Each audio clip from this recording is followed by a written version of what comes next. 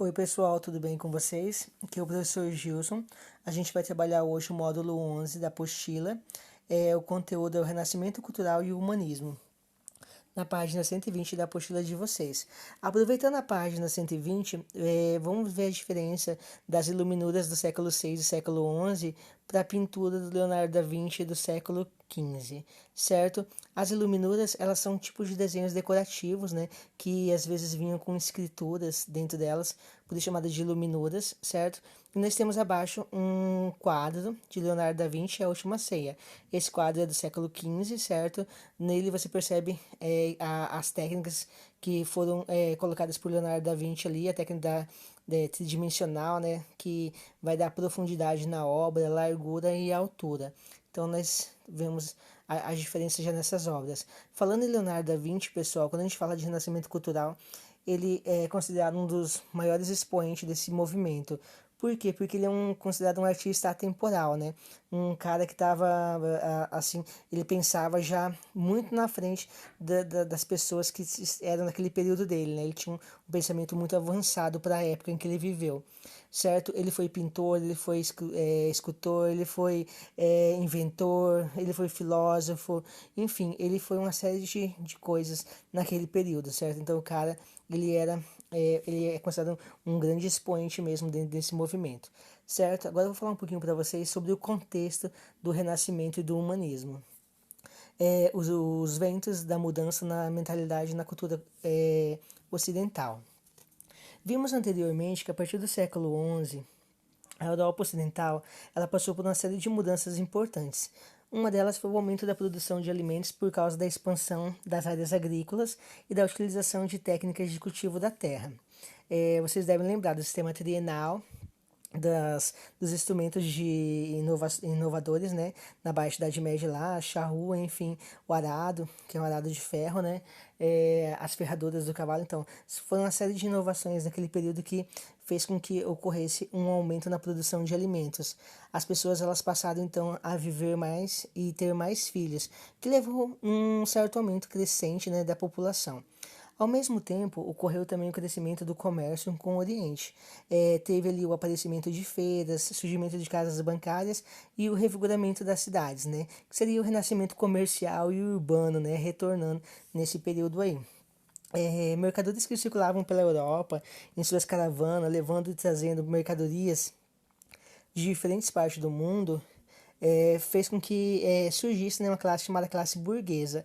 E essa burguesia, que era composta por mercadores, banqueiros, donos de navios, enriquecia cada vez mais e buscava também prestígio social e político que correspondesse com as riquezas materiais que eles tinham naquela época. Medir, calcular, pesar, experimentar e até projetar são operações essenciais, né, ao sucesso das atividades mercantis. Tornaram-se então práticas conhecidas e foram bastante apreciadas por uma grande parte da população daquele período. Essas mudanças, pessoal, todas que vinham ocorrendo na Europa desde o século XI, elas criaram condições materiais para o surgimento do Renascimento. Então, o que é Renascimento? Ele é um movimento cultural intenso que começou no século XIV nas cidades de Gênova e Veneza, na Itália. Então, ele teve início nas cidades italianas e ele se propagou por várias regiões da Europa, certo? Então nós temos também no século XI o surgimento, em meio ao renascimento comercial e urbano, o surgimento das universidades, né? Que foram formadas a partir das escolas que eram inspiradas por Carlos Magno e se aperfeiçoaram, tornando-se centros universitários, se tornando essas universidades da época, certo? Quero falar um pouquinho para vocês também sobre a questão do humanismo, certo? O que seria o humanismo? O humanismo, pessoal, ele é um movimento intelectual que propõe o estudo de autores antigos, gregos e romanos, para, a partir deles, construir um novo conhecimento do homem e do mundo. Os humanistas eles traduziram e divulgaram os textos antigos, com base neles, aprofundaram-se o conhecimento de línguas da literatura, a filosofia, a história, a matemática, tudo isso eles vão se aprofundar na época. Os humanistas, eles rejeitavam a cultura dominante fortemente influenciada pela Igreja Católica e pelos manuais dos textos medievais da época, certo? Eles tentaram reinterpretar as mensagens da Bíblia. Dentro do renascimento cultural e do humanismo, a gente vai ter algumas características, né? Que seria ali assim a questão do realismo na representação da figura humana, o domínio da perspectiva, a iniciativa dos artistas em pintar a si próprio, que seria o autorretrato. Mas as principais características do Renascimento a gente vai apontar o seguinte. Então vocês precisam ficar atentos sobre características do Renascimento. Primeiro, ele valorizava a arte greco-romana, certo? Ele vai ter como característica principal o antropocentrismo, o individualismo e uma valorização do tempo. O antropocentrismo, pessoal, ele seria assim, o homem ele passa a ser o centro das atenções, né? O homem ele passa a ser visto como um ser criativo, virtuoso, capaz de alcançar a glória e ser dono do seu próprio destino, que era um pensamento assim totalmente inaceitável para a época. Naquela época o pensamento era o teocentrismo, né? A igreja falava que a igreja atribuía a Deus a centralidade e a razão do universo. Então, esse antropocentrismo ele vai ser contrário até o centrismo, certo? Então é basicamente isso que está sendo abordado até a página 123 da apostila de vocês. Na página 124, nós vamos ter ali os textos se multiplicam e o surgimento da imprensa, certo? Por volta do século XV, uma invenção chinesa chegada da Europa, ela foi aperfeiçoada pelo inventor Johannes Gutenberg. Este Johannes Gutenberg, ele vai criar uma máquina chamada prensa, ou imprensa, né? Também vai ser chamada assim depois. Essa imprensa ela é uma máquina gráfica que imprimia vários textos. Como naquela época tudo era feito manualmente, o trabalho ele era bastante demorado. Então, por isso circulava pouquíssimas cópias, né, de algumas obras. Com o surgimento dessa imprensa, as letras eram feitas de chumbo e eram posicionadas numa forma, compondo um texto como se fosse uma matriz. Depois era só pintar, né, essas matrizes e prensar ela no papel. Assim eles conseguiram reproduzir. A imprensa também era um trabalho demorado, mas o resultado era bastante vantajoso porque conseguia imprimir várias cópias, né, fazer a propagação e a circulação com mais facilidade desses produtos, certo? Aí a gente vai ter uma característica bem importante desse período que seria o uso do método científico.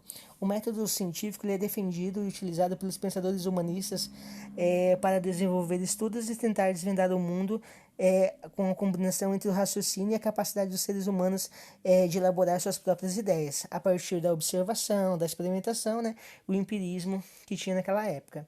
Então, nós vamos ter, durante esse período, a questão de uma outra mudança também, que vai contrapor a mudança de um pensamento medieval, certo? Ela vai contrapor ao pensamento. Naquele período, as pessoas acreditavam que a igreja divulgava que a Terra era o centro do universo, certo? A igreja defendia o geocentrismo.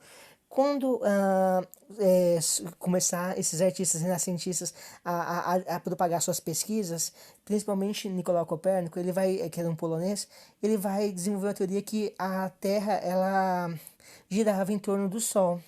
Então, o que Nicolau Copérnico defendia? Ele defendia que a Terra não era o centro do universo, que o Sol era o centro do universo. Então, tipo assim, ele vai defender o heliocentrismo. O Sol, ele é o centro do universo.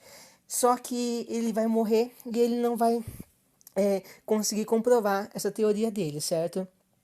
Mais para frente, no século XVI, Kepler ele vai inventar um telescópio, né? E a partir do uso do telescópio, Galileu Galilei vai conseguir comprovar a teoria de Nicolau Copérnico, que a Terra girava, vários astros giravam em torno do Sol, né? Então, o Sol ele era o centro do universo. O que eles utilizavam, pessoal? Eles utilizavam a observação, né? Que eles buscavam uma caracterização de um problema, depois eles levantavam dados, criavam-se hipóteses, resultados, e depois eles definiam a teoria. A teoria, no caso, heliocêntrica, que o Sol é o centro do universo e todos os astros giram em torno do Sol, certo? Quem são as pessoas que vão patrocinar esses cientistas, esses pintores? O nome dessas pessoas que patrocinavam era chamado de mecenas. Os mecenas eram os burgueses, né? Ou reis, papas, enfim, eram pessoas que pagavam e patrocinavam as artes renascentistas, certo? A busca pela exatidão do tempo levou ao surgimento do relógio, né? O desenvolvimento da criação do relógio. Então nós temos aí mais inovações relacionadas a esse período, certo? Nós temos ali um conjunto de mudanças, né, chamado Renascimento Cultural. Todo esse conjunto de mudanças na mentalidade, da atitude diante do mundo, da valorização das ações, da capacidade humana, elas desenvolveram e estabeleceram um espírito de descoberta, fez com que, então, a partir do século XVI, esse movimento ele ficasse conhecido como Renascimento Cultural. Então, se perguntar para vocês depois aonde surge nas cidades italianas, né, a partir do século XIV, em específico na cidade de Veneza e Gênova, que eram cidades italianas que estavam próximas à questão das rotas mercantis naquela época ali, assim, né, da próxima região do Mediterrâneo. Então, essa troca de cultura vai favorecer esse movimento chamado Renascimento Cultural, certo? Pessoal, era isso que eu ia falar para vocês hoje, não vou me estender muito nesse vídeo. Na próxima aula a gente trabalha a questão do renascimento, da cultura renascentista, né? A gente vai aprofundar aí a arte renascentista, trabalhar mais a questão dos pintores, escultores, enfim, escritores, enfim, todos os artistas desse período, certo?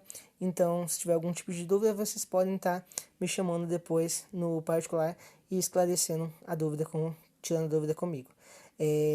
Fiquem bem e até a nossa próxima aula.